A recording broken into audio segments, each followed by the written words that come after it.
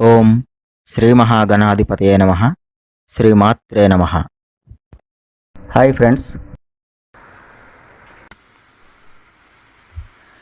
వేదవ్యాసుడు సాక్షాత్తు విష్ణు స్వరూపుడు. వ్యాసో నారాయణో హరిః అని సమస్త జగత్తు ఆయన్ని కీర్తించింది. శ్రీమన్నారాయణుడు భూమిపై 22 అవతారాలు ఎత్తాడు.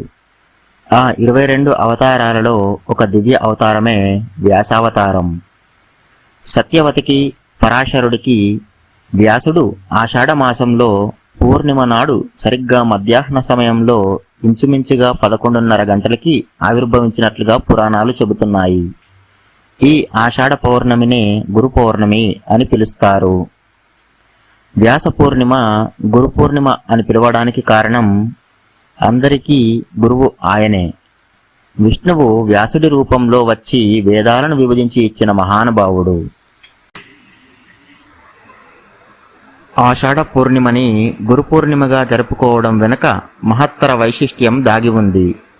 గృహస్థాశ్రమంలోకి రావడానికి ఇష్టపడనటువంటి పరాశర మహర్షి తన వల్ల లోకానికి గొప్ప గురువుని ప్రసాదించాలి అన్న సంకల్పంతో సత్యవతి అనే యువతిపై తాత్కాలిక వ్యామోహితుడై తన మహిమతో పగటిని రాత్రిగా మార్చి మత్స్యగంధిని యోజనగంధిగా, అంటే చేపల వాసన వచ్చే ఆమె శరీరం నుండి కొన్ని యోజనాల దూరం వరకు సువాసన వచ్చేలాగా మార్చి ఆమెను వివాహం చేసుకొని ఆమె ద్వారా ఒక కుమారుడికి జన్మ ఇచ్చాడు.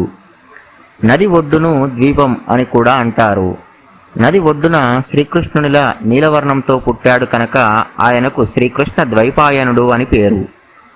ఆ మహాత్ముడు పుట్టుకతోనే నవయవ్వనంతో యజ్ఞోపవీతము, దండము, కమండలము, నల్లజింక చర్మం, జటాజూటాలతో పుట్టాడు. తల్లికి నమస్కరించి, నేను హిమాలయాలకు తపస్సుకు వెళుతున్నాను, నువ్వు ఎప్పుడు పిలిస్తే అప్పుడు వస్తాను అని చెప్పి హిమాలయాల్లో సరస్వతీ నదీ తీరంలో ఆయన శ్రీ మహావిష్ణువు గురించి, శివుని గురించి తపస్సు చేశాడు. ఆ తపశ్శక్తితో వేదాలను ఋగ్వేదం, యజుర్వేదం, సామవేదం, అథర్వణ వేదం అని 4 వేదాలుగా విభజించి ఒక క్రమ పద్ధతిలో అందించారు. అంతటితో ఆగకుండా ఆ వేదాల్లో ఉండే సారాంశం ప్రజలకు తెలియజేయాలి అన్న ఉద్దేశంతో బ్రహ్మసూత్రాల రూపంలో అందించారు. అవి కఠినంగా ఉండి సామాన్యులకు అందుబాటులో లేవని ఆ బ్రహ్మసూత్రాల నుండి సారాంశం తీసి తన అనుగ్రహంతో జన్మించిన ధృతరాష్ట్రుడు, పాండురాజు సుతుల యొక్క కథలను భారతం రూపంలో అందించారు. ఎప్పటికప్పుడు ఆయన తన వేద సారాంశాన్ని సరళీకృతం, అంటే తేలికగా మార్చి అందులోని ధర్మాలు చదివి తన శిష్యులు, ప్రజలు తరించాలి అన్న కోరికతో ఒక మహాప్రయత్నం చేశారు. అప్పుడు శివుడు ప్రత్యక్షమై, నాయన, ఇంతవరకు మానవుల్లో ఇన్ని రకాల ధర్మాలు, ధర్మ సూక్ష్మాలు తెలియజేసిన వారు ఎవ్వరూ లేరు. మొట్టమొదట ఇంత గొప్ప ప్రయత్నం చేసిన వాడివి నువ్వే.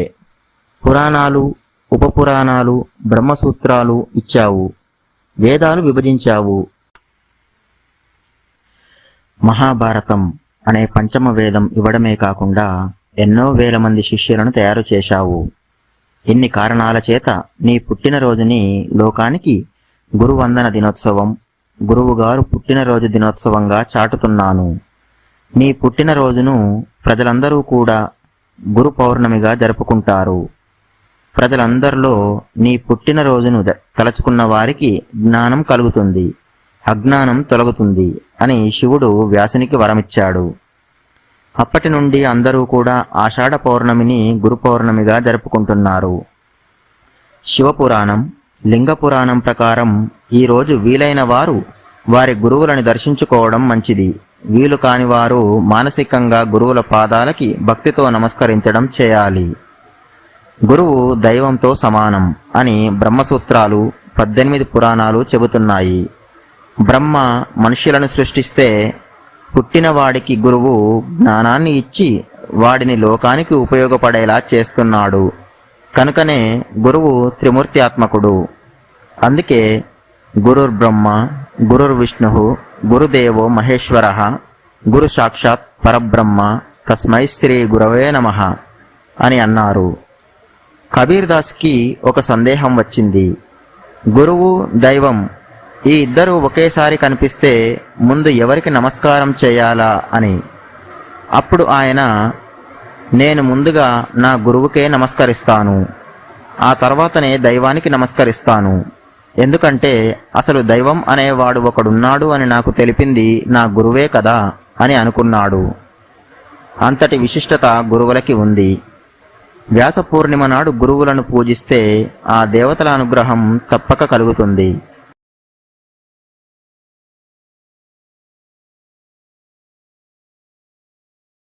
ఈ వీడియో మీకు గనక నచ్చినట్లయితే ఈ వీడియోని లైక్ చేయండి, కామెంట్ చేయండి, షేర్ చేయండి.